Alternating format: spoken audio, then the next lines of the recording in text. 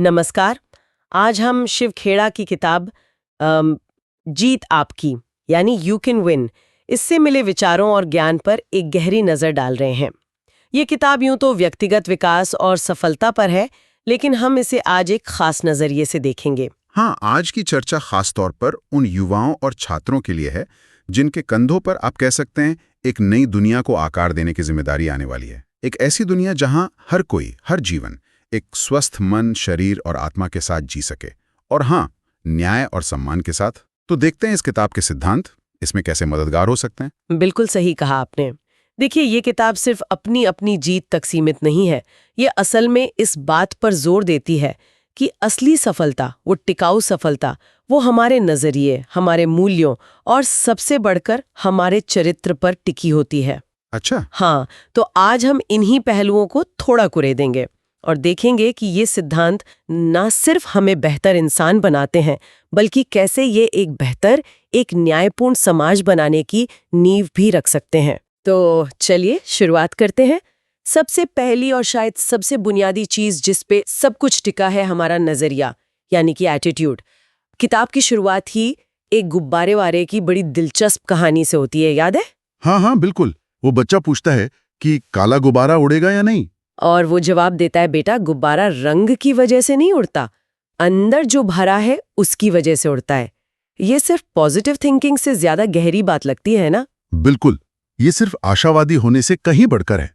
ये इस core idea पर चोट करती है कि हमारी असली उड़ान, हमारा प्रभाव, वो बाहरी परिस्थितियों या पहचान पर उतना निर्भर नहीं करता जितना हमारे अंदरूनी तत्वों पर करता है। हमारे विचार, हमारे विश्वास, हमारा नजरिया, मतलब गुब्बारे के अंदर क्या है।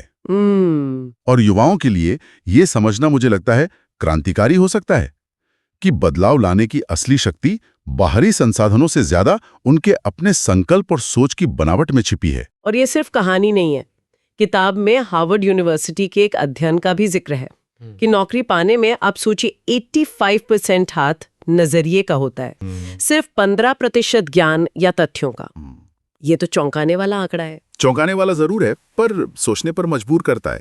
ये दिखाता है कि देखो, स्किल और नॉलेज जरूरी है, इसमें कोई शक नहीं, लेकिन वो सकारात्मक और सक्रिय रवैया, वो एक तरह का इंजन है जो हमें आगे ले जाता है। अच्छा।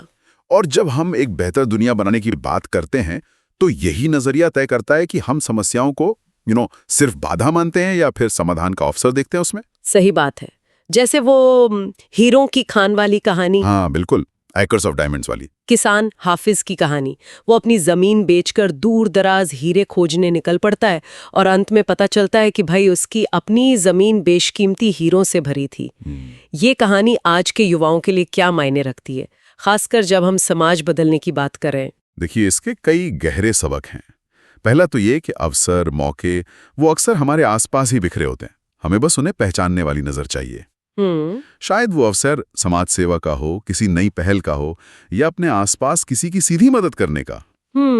दूसरा, हम अक्सर दूसरों के पास जो है उसे ज्यादा आंकते हैं। अरे, उसके पास तो ये है, वो है, और अपने पास जो संभावनाएं हैं उन्हें कम करके देखते हैं। हाँ, ये तो होता है। तीसरा, मौके हमेशा इंतजार नहीं करते।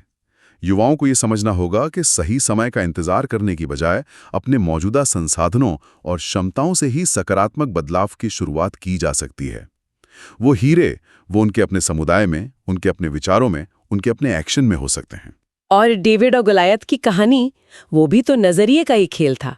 एक ही चुनौती पर दो बिल्कुल अलग नजरिए। बिल्कुल वही बात। जहां बाकी सब लोग उस विशालकाय गुलायत को देखकर डर गए कि भाई, इसे मारना तो नामुमकिन है, वहीं डेविड ने उसे देखकर सोचा कि अरे, ये इतना बड़ा है कि निशाना चूक ही नहीं सकता। कमाल है। तो ये दिखाता है कि सकारात्मक नजरिया सिर्फ अच्छा महसूस करना नहीं है, ये समस्याओं को हल करने का एक प्रैक्टिकल तरीका है। ये चुनौतियों को सीढ़ियों में बदल देता है। तो फिर ये नजरिया बनता कैसे है? क्या ये पैदाइशी होता है या इसे बनाया जा सकता है? किताब 3 E's की बात करती है। हाँ, एनवायरनमेंट, एक्सपीरियंस और एजुकेशन। बिल्कुल। हमारा माहौल, घर, दोस्त, मीडिया, हम क्या देखते सुनते हैं, वो हमारी सोच को ढालता है। ठीक है। हमारे अनुभव, खासकर जो मुश्किल अनुभव होते हैं, असफलताएं, वो या तो हमें सिखाती हैं या फिर डरा देती हैं। और शिक्षा, सिर्फ किताबी ज्ञान नहीं, बल्कि मूल्यों पर आधारित शिक्षा, वो शिक्षा जो चरित्र का निर्माण करती है। तो युवाओं को बहुत सचेत होकर चुनना होगा कि वो किस तरह के माहौल में रहते हैं, अपने अनुभवों से क्या सीखते हैं और कैसी शिक्षा ग्रहण करते हैं। एक स्वस्थ समाज के निर्माण के लिए मैं कहूंगी मूल्यों पर आधारित शिक्षा सबसे ज्यादा अहम है। और अगर नजरिया सकारात्मक हो तो फायदे तो साफ हैं। किताब गिनाती है, उत्पादकता बढ़ती है, टीम वर्क बेहतर होता है, तनाव कम होता है और सबसे बढ़कर व्यक्ति समाज का एक जिम्मेदार और उपयोगी सदस्य बनता है। बिल्कुल। जबकि नकारात्मक रवैया कहलाता है कड़वाहट, उद्देश्यहीनता, खराब स्वास्थ्य, टूटे हुए रिश्ते।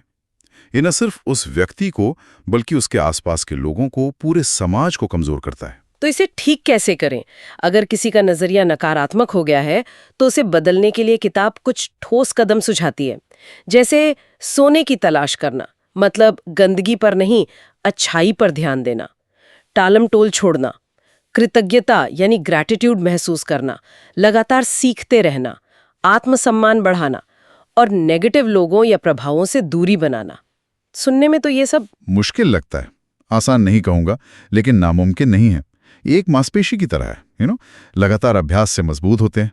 एंड्रयू कार्नेगी का उदाहरण दिया है किताब में।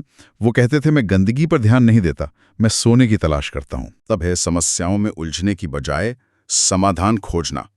युवाओं के लिए इसका मतलब है सिर्फ आलोचना करने की बजाय सक्रिय रूप से बेहतर विकल्प बनाना, बेहतर काम करना। ठीक है, तो ये सकारात्मक नजरिया हमें कहाँ ले जाता है? किताब इसी से जोड़कर सफलता की बात करती है, सक्सेस। लेकिन उसकी परिभाषा शायद वो नहीं जो हम आम तौर पर सोचते हैं, पैसा, शोहरत, पावर। नहीं, बिल्कुल नहीं।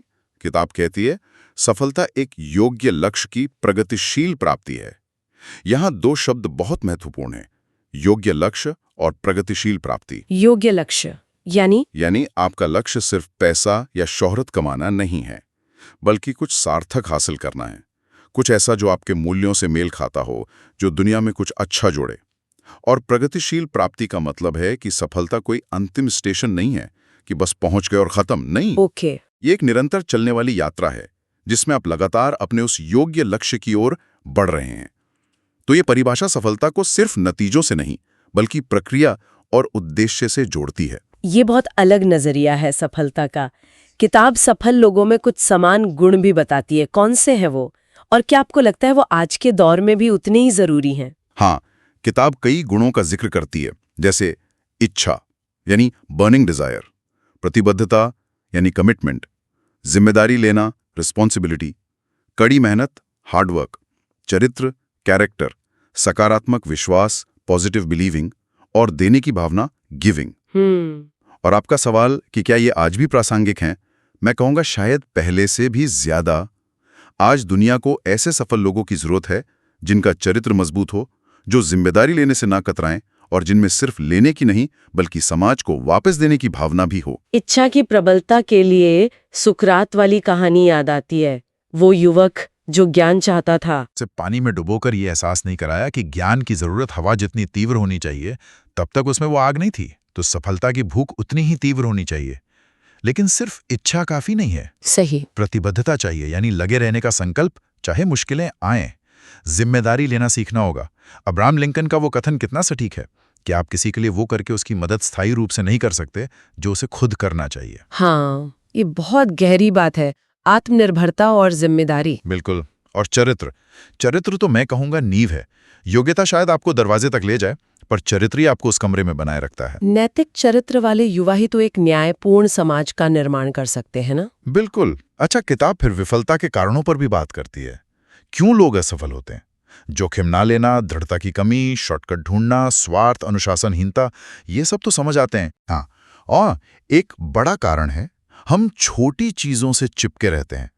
भारत में बंदर पकड़ने वाला उदाहरण याद है? हाँ, वो डिब्बे में हाथ डालकर मेवे पकड़ लेता है और फिर मुट्ठी बंद होने की वजह से हाथ निकाल नहीं पाता, पकड़ा जाता है। मुट्ठी भर अनाज के लालच में आजादी खो बैठता है। हम भी अक्सर अपनी छोटी छोटी चीजों, डर, अहंकार, टालमटोल, अपने कंफर्ट जोन, इनसे चिपके रहकर बड़े लक्ष्य या बड़ी संभावनाओं को खो देते हैं। युवाओं को ये पहचानना होगा कि कौन सी मुट्ठी उन्हें आगे बढ़ने से रोक रही है, कौन सी चीज है जिसे छोड़ना होगा एक बड़ी उड़ान भरने के लिए। अच्छा, तो नजरिया और सफलता के सिद्धांत, ये हमने समझे। लेकिन ये सब करने के लिए एक और चीज बेहद जरूरी लगती है, खुद पर यकीन, खुद की कीमत समझना। किताब इसे आत्मसम्मान यानी सेल्फ एस्टीम कहती है, और इसकी कहानी तो कमाल की है, वो भिखारी और युवा एग्जीक्यूटिव वाली। वो कहानी अद्भुत है सही में। जब उस एग्जीक्यूटिव ने सिर्फ पेंसिल खरीद कर उस भिखारी को व्यवसायी कहा, तो शब्द और सम्मान के उस छोटे से इशारे ने जैसे उसका सोया हुआ आत्मसम्मान जगा दिया और उसका जीवन बदल गया। अविश्वसनीय। ये दिखाता है कि आत्मसम्मान सिर्फ अच्छा महसूस करना नहीं है, ये हमारी क्षमता को, हमारी पोटेंशियल को अनलॉक करने की चाबी है। और उच्च आत्मसम्मान के फायदे भी बताए हैं। आत्मविश्वास आता है, जिम्मेदारी लेने की इच्छा बढ़ती है, रिश्ते बेहतर होते हैं, आशावाद आता है। ये सब एक सक्रिय और सकारात्मक नागरिक बनने के लिए कितने जरूरी हैं। बिल्कुल। और इसके विपरीत कम आत्मसम्मान वाले लोग कैसे होते हैं? अक्सर आलोचनात्मक, दूसरों में नुक्स निकालने वाले, अहंकारी दिखते हैं पर अंदर से असुरक्षित होते हैं। बहाने बनाते हैं, ईर्ष्या करते हैं, वो खुद को भी नीचे खींचते हैं और दूसरों को भी। विल्मा रुडोल्फ की कहानी, वो तो रोंगटे खड़े कर देने वाली है। हाँ, पोलियो से पीड़ित बच्ची। हाँ, डॉक्टरों ने कहा था ये कभी चल नहीं पाएगी, और वो दुनिया की सबसे तेज धावक बनी, 3 ओलंपिक गोल्ड मेडल्स। सोचिए ये क्या दिखाता है? ये दिखाता है कि आत्मसम्मान बाहरी परिस्थितियों से ज्यादा अंदरूनी विश्वास का मामला है। ये हमें सिखाता है कि सीमाएं अक्सर हमारे दिमाग में होती हैं, हकीकत में नहीं। तो इसे बढ़ाया कैसे जाए?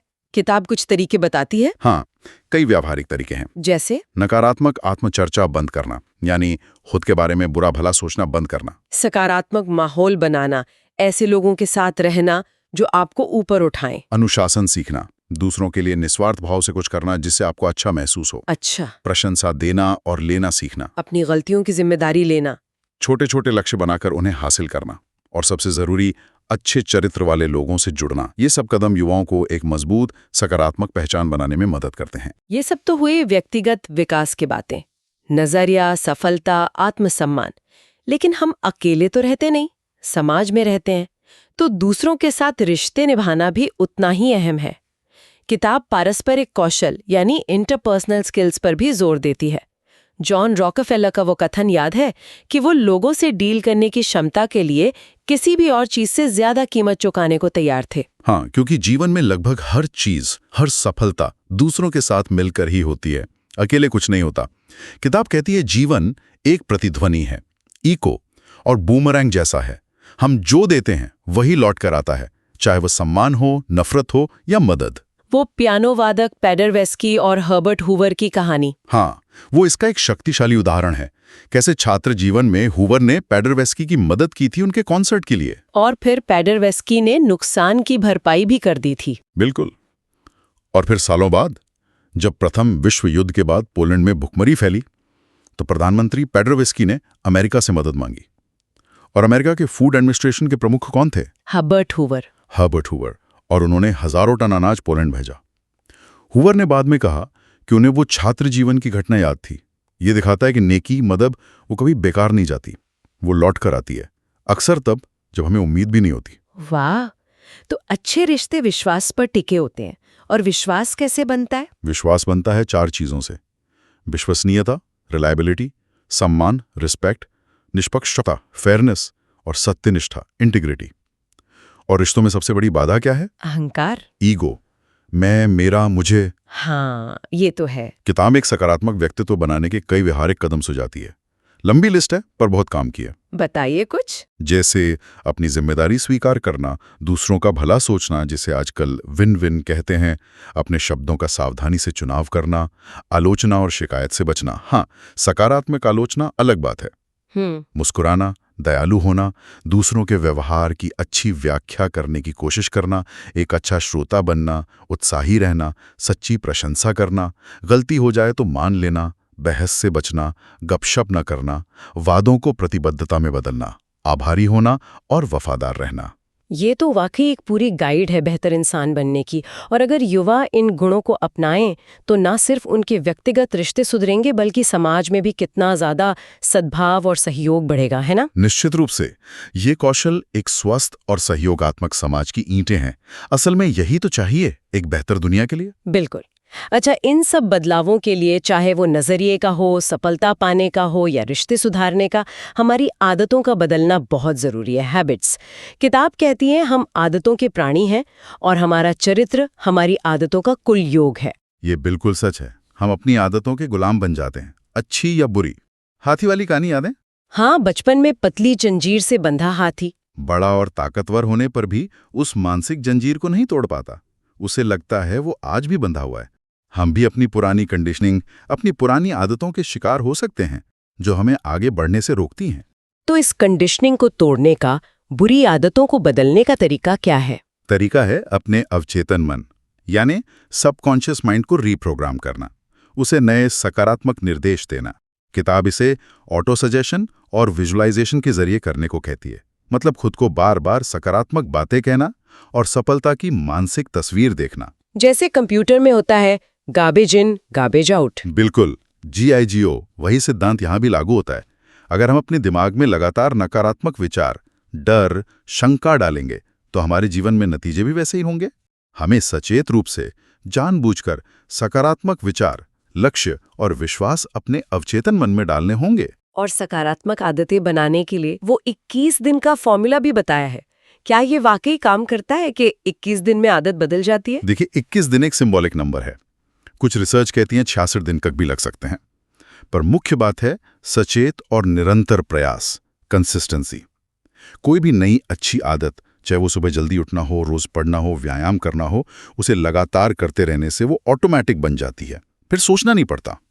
और एक बार अच्छी आदतें बन जाएं तो वो ऑटो पायलट पर चलती हैं और जीवन को बहुत आसान और प्रोडक्टिव बना देती हैं। युवाओं के लिए अनुशासन और अच्छी आदतें विकसित करना सफलता की कुंजी है, इसमें कोई दो राय नहीं। आदतों के साथ साथ किताब लक्ष्य निर्धारण यानी गोल सेटिंग पर भी काफी जोर देती है। उसके बिना तो गाड़ी चलेगी ही नहीं शायद। फ्लोरेंस चैडविक की कहानी कितनी सटीक है इस मामले में। हाँ बिल्कुल। कैटलीना चैनल तैरते समय जब घना कोहरा छाया और उन्हें किनारा नहीं दिखा तो उन्होंने हार मान ली, जबकि मंजिल सिर्फ आधा मील दूर थी। लेकिन अगली बार जब मौसम साफ था, लक्ष्य स्पष्ट था, तो उन्हें रिकॉर्ड तोड़ दिया। ये दिखाता है कि बिना स्पष्ट लक्ष्यों के हम दिशाहीन हो जाते हैं, भटक जाते हैं। किताब SMART, स्मार्ट लक्ष्यों की बात करती है। ये क्या है? ये लक्ष्य बनाने का एक बहुत अच्छा फ्रेमवर्क है। S यानी स्पेसिफिक, विशिष्ट, M यानी मेजरेबल, मापने योग्य, A यानी अचीवेबल, प्राप्त करने योग्य, R यानी रियलिस्टिक, यथार्थवादी, और T यानी टाइम बाउंड, समयबद्ध। मतलब लक्ष्य सिर्फ हवा-हवाई सपने नहीं होने चाहिए, वो बिल्कुल साफ होने चाहिए। पता होना चाहिए कि कब तक हासिल करना है, कैसे पता चलेगा कि हासिल हो गए, और वो पहुंच के अंदर भी होने चाहिए। सही। साथ ही किताब इस बात पर भी जोर देती है कि जीवन के अलग-अलग क्षेत्रों में संतुलन साधना जरूरी है। सिर्फ करियर ही सब कुछ नहीं है। परिवार, स्वास्थ्य, सामाजिक योगदान, व्यक्तिगत विकास, सब जरूरी है। वो 8 अमीर लोगों की कहानी याद है? हाँ, जिन्होंने खूब पैसा कमाया पर जीना भूल गए थे। बिल्कुल, वो एक चेतावनी है। युवाओं को ऐसे लक्ष्य बनाने चाहिए जो उन्हें एक संतुलित और समग्र विकास दें। और हाँ, उनके लक्ष्यों में समाज के प्रति उनका योगदान भी शामिल होना चाहिए। और अब आते हैं शायद सबसे गहरे और मैं कहूंगी सबसे महत्वपूर्ण हिस्से पर, मूल्य और दृष्टि, वैल्यूज एंड विजन। किताब महात्मा गांधी के 7 सामाजिक पापों का जिक्र करती है। वो आज भी कितने प्रासंगिक लगते हैं। हाँ, बहुत ज्यादा। काम के बिना धन, विवेक के बिना सुख, चरित्र के बिना ज्ञान, नैतिकता के बिना व्यापार, मानवता के बिना विज्ञान, त्याग के बिना धर्म और सिद्धांत के बिना राजनीति। ये आज की दुनिया की कई समस्याओं की जड़ की ओर इशारा करते हैं। ये उन मूलभूत गड़बड़ियों को बताते हैं जो व्यक्तिगत और सामाजिक पतन का कारण बनती हैं। मूल्य आखिर हैं क्या और क्यों इतने जरूरी हैं? देखिए, मूल्य हमारे जीवन के दिशा सूचक हैं, हमारे कंपस। ये हमें बताते हैं कि क्या सही है, क्या गलत, क्या महत्वपूर्ण है, क्या नहीं। ये हमारे चरित्र की नींव हैं। हमारे सारे निर्णय, हमारे सारे काम अंततः हमारे मूल्यों पर ही आधारित होते हैं, या होने चाहिए। अल्फ्रेड नोबेल की कहानी। हाँ, वो एक क्लासिक उदाहरण है। जब उन्होंने गलती से अपना मृत्यु लेख पढ़ लिया, जिसमें उन्हें मौत का सौदागर कहा गया था क्योंकि उन्होंने डायनामाइट का आविष्कार किया था, तो उन्हें गहरा सदमा लगा। उन्हें एहसास हुआ कि वो ऐसी विरासत नहीं छोड़ना चाहते। और फिर उन्होंने अपनी सारी संपत्ति नोबेल पुरस्कारों के लिए दान कर दी। बिल्कुल। ये दिखाता है कि हमें भी कभी-कभी रुककर सोचना चाहिए कि हम किन मूल्यों के साथ जी रहे हैं, हम कैसी विरासत पीछे छोड़ना चाहते हैं। हमारे जीवन का मकसद क्या है? स्टारफिश वाली कहानी भी तो यही बताती है कि छोटे कदम भी मायने रखते हैं। वो आदमी जो समंदर किनारे एक एक करके स्टारफिश को वापस पानी में फेंक रहा था। हाँ, किसी ने पूछा कि इतनी सारी हैं, तुम्हारे एक एक करके फेंकने से क्या फर्क पड़ेगा? तो उसने एक और स्टारफिश उठाकर पानी में फेंकी और कहा, इससे फर्क पड़ा। बिल्कुल। हर छोटा नैतिक कार्य, हर सही चुनाव मायने रखता है। वो मिलकर ही बड़ा बदलाव लाते हैं। और प्रतिबद्धता, कमिटमेंट, वो मूल्यों से कैसे जुड़ा है? प्रतिबद्धता का मतलब है अपने मूल्यों पर टिके रहना, अपने वादों को निभाना, अपने रिश्तों के प्रति, अपने सिद्धांतों के प्रति वफादार रहना। ये चरित्र को मजबूत बनाता है। नैतिकता यानी एथिक्स, वो सिर्फ कानून का पालन करना नहीं है। कानून तो न्यूनतम स्तर है। नैतिकता उससे आगे जाकर निष्पक्षता, ईमानदारी और न्याय की बात करती है। युवाओं के लिए इन मूल्यों को समझना और अपनाना कितना जरूरी है, अगर उन्हें एक बेहतर और न्यायपूर्ण समाज बनाना है। अनिवार्य है, इसके बिना संभव ही नहीं है। और अंत में दृष्टि, विजन। किताब ब्रिज बिल्डर कविता का जिक्र करती है। हाँ, एक बूढ़ा आदमी शाम के धुंधुलके में एक गहरी खाई पर पुल बना रहा है। एक राहगीर पूछता है कि बाबा, तुम तो ये खाई पार कर चुके हो, अब ये पुल क्यों बना रहे हो? तो वो बूढ़ा जवाब देता है कि मेरे पीछे एक नौजवान आ रहा है जिसे शायद ये खाई पार करनी पड़ेगी। ये पुल मैं उसके लिए बना रहा हूं। वाह, कितना सुंदर विचार है। ये है दृष्टि, विजन, भविष्य को देखना, आने वाली पीढ़ियों के लिए सोचना और काम करना, भले उसका लाभ हमें खुद ना मिले। महान लोग हमेशा अपने से आगे की सोचते हैं। युवाओं को भी एक बड़ी दृष्टि रखनी चाहिए, न सिर्फ अपने करियर या अपने जीवन के लिए, बल्कि उस दुनिया के लिए भी जिसे वे बनाना चाहते हैं। एक बेहतर, न्यायपूर्ण, स्वस्थ दुनिया। तो शिव खेड़ा की जीत आपकी से निकली ये सारी बातें, ये चर्चा हमें दिखाती है कि सकारात्मक नजरिया, मजबूत चरित्र, स्पष्ट लक्ष्य और गहरे मूल्य ये सिर्फ व्यक्तिगत सफलता के नुस्खे नहीं है, बल्कि ये एक बेहतर समाज बनाने के, एक बेहतर दुनिया गढ़ने के औजार भी हैं। बिल्कुल, और खासकर युवाओं के लिए चरित्र निर्माण, जिम्मेदारी स्वीकारना, सहानुभूति रखना, सेवा भाव अपनाना, ये वो गुण हैं जो न सिर्फ उन्हें जीवन में सफल बनाएंगे, बल्कि उन्हें उस स्वस्थ, न्यायपूर्ण और करुणामय दुनिया का सक्रिय निर्माता भी बनाएंगे जिसकी हम सब आकांक्षा रखते हैं। ये किताब सिर्फ जीतने के बारे में नहीं है, ये एक विजेता की तरह जीने के बारे में है। विजेता की तरह जीना यानी ईमानदारी के साथ जीना, उद्देश्य के साथ जीना और समाज में सकारात्मक योगदान देते हुए जीना। ये हमें याद दिलाती है कि अवसर के वो जो हीरे हैं वो हमारे आसपास ही बिखरे हैं, न केवल व्यक्तिगत तरक्की के लिए बल्कि समाज में सकारात्मक बदलाव लाने के लिए भी। जरूरत है उन्हें पहचानने की और साहस के साथ उन पर काम करने की। यही आगे का रास्ता है। और आज की इस बातचीत के बाद सभी सुनने वालों के लिए सोचने के लिए एक विचार छोड़ते हैं। जिस तरह एक व्यक्ति सचेत प्रयासों से अपने अवचेतन मन को सकारात्मकता के लिए प्रोग्राम कर सकता है, क्या उसी तरह एक समाज, एक राष्ट्र या शायद पूरी मानवता, क्या हम सामूहिक रूप से अपने मूल्यों और अपनी दृष्टि को एक बेहतर, न्यायपूर्ण और स्वस्थ भविष्य के लिए प्रोग्राम कर सकते हैं? और अगर हाँ, तो इस बड़ी रीप्रोग्रामिंग में हर एक व्यक्ति की और विशेषकर हर युवा की अपनी क्या भूमिका हो सकती है? इस पर जरूर सोचिएगा। इस गहरी और वाकई सार्थक चर्चा में शामिल होने के लिए आपका बहुत बहुत धन्यवाद। धन्यवाद।